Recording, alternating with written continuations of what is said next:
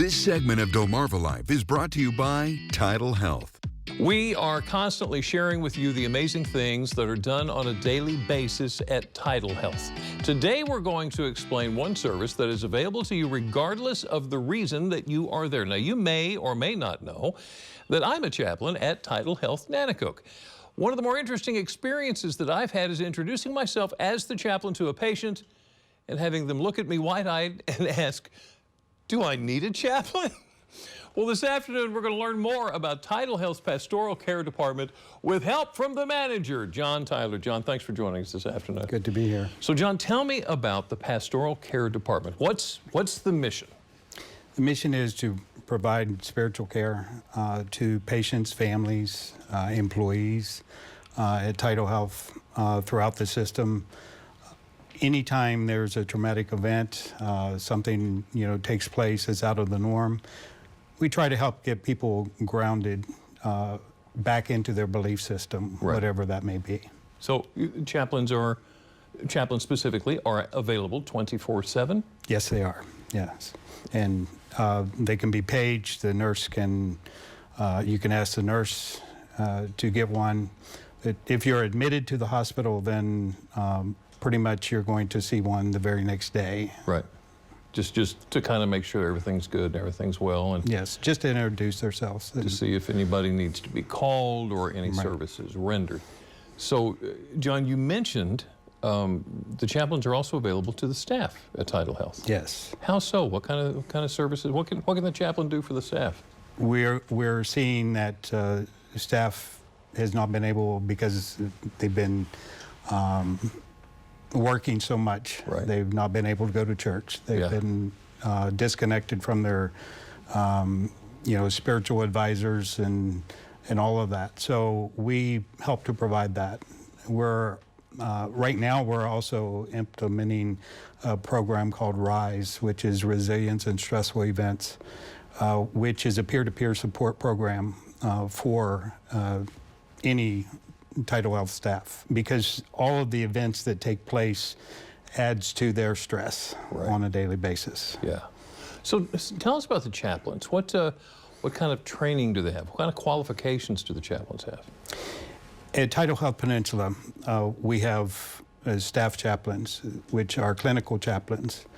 They have to have 4 units of clinical pastoral education, CPE. They are ordained ministers.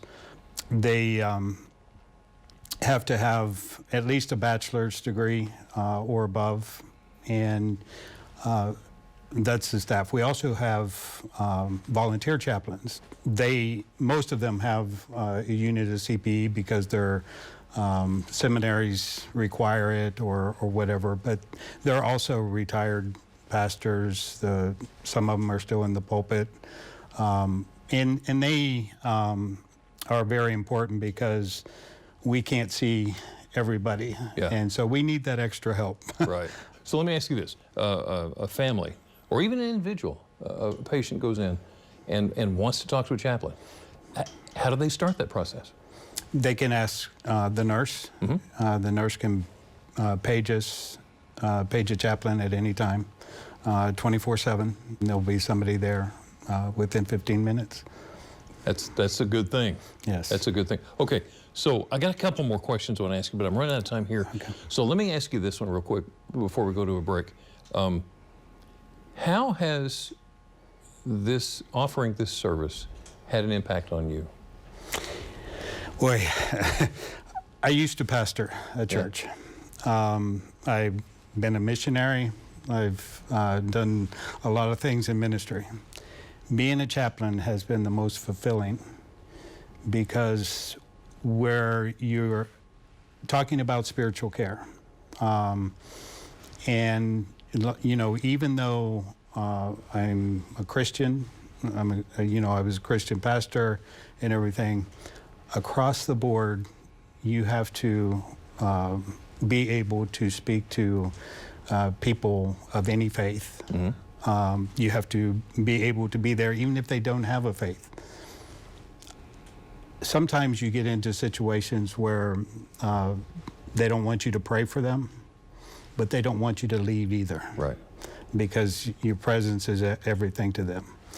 And that's a lot of the pastoral education is being present in the moment.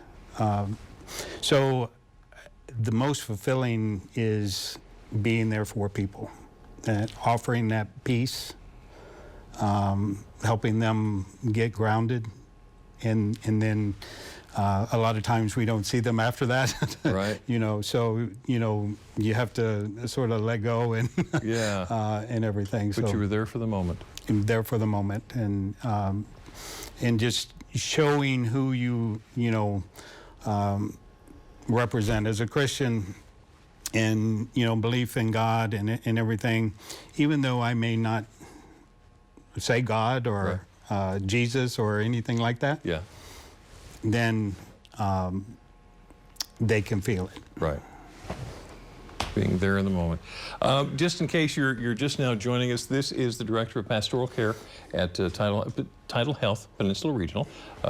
And if you can hang on for just a minute, I would love to talk to you a little bit more about something that's very important to all of us. It's called an Advanced Directive. So can you hang out for just a second? Sure. Okay, all right. We will be back with that. This segment of Delmarva Life is brought to you by Tidal Health. We are spending some time today learning about Tidal Health's Pastoral Care Department, and we are happy to have with us this afternoon the manager of that department at Peninsula Regional. This is John Tyler. John, thank you again for talking to us this afternoon. Now, one of the things that we want to talk about this afternoon specifically is called an Advanced Directive, and that's what you've given me a copy of right here. It's got a lot of good information to it. Explain to me essentially what the Advanced Directive is. Well, the Advanced Directive does a couple things. First of all, it names a person whom you trust who can make decisions for you in the event that you cannot. The second thing it does is called a living will. And the living will, it talks about three things. It talks about a terminal condition, persistent vegetative state, end-stage condition. If you cannot recover from that event, right. If you had an accident and become in a vegetative state, say, then the Advanced Directive tells what your wishes are when you can no longer think for yourself. Okay. So then this is important not only for the patient, but for family and loved ones as well to know. Absolutely. Yes. Family especially. When there's an Advanced Directive in place, the level of anxiety of making those decisions is not there. The reason why I championed the Advanced Directive was a scenario that was in the ICU. It was a male. He was in his 50s. His wife and daughter were outside the room. He had had 2 codes where his heart stopped, and they were working on him on a 3rd one. And I was there, and they were walking back and forth, and you could just see the total distress on them, crying. And when I walked up to them, I introduced myself, and I asked them, if there was anything I could do. And the wife looked at me and said, "He wouldn't want this." And, so I said, "Are you sure?" And she said, "Yes, he wouldn't want this." And I said, "Well, do you want them to stop?" And she said, "Yes." So I went and I told the doctor, they stopped, and the patient passed. But the level of distress went down. Yeah. Even though he died. Right. The level of distress went down. Well, the Advanced Directive takes care of that up front. Okay. If that patient wouldn't want that, then the patient's going to put that in the Advanced Directive. So even if I don't have a surgery or something coming up, I need to have one? Absolutely, because you can be in a car accident. Right. You can, there's many things that can happen in everyday life that the Advanced Directive, once in place, will take care of. So I should have a copy and make sure my family knows where it is? You should. You should also probably give your primary care doctor a copy. The hospital, you can bring a copy to the hospital. It will go directly into your medical record. Right. So that if you ever come in, it's already there. So if I come in and get one, can you help me fill it out? Absolutely, yes. My office, and I do them personally, but I do advanced care planning with people. I talk to them about the Advanced Directive. I talk to them about the MOST, which is the medical order of life-sustaining treatment, which includes CPR and all that. Even though I don't fill those out with them because a physician has to, Right. I have that talk with them. This is some fantastic information. This is the manager of TidalHealth Peninsula Regional Pastoral Care, John Tyler. John, thank you so much for explaining out everything with the Advanced Directive and the pastoral care in general and how available you are to those who need you the most. John, thank you. Appreciate it.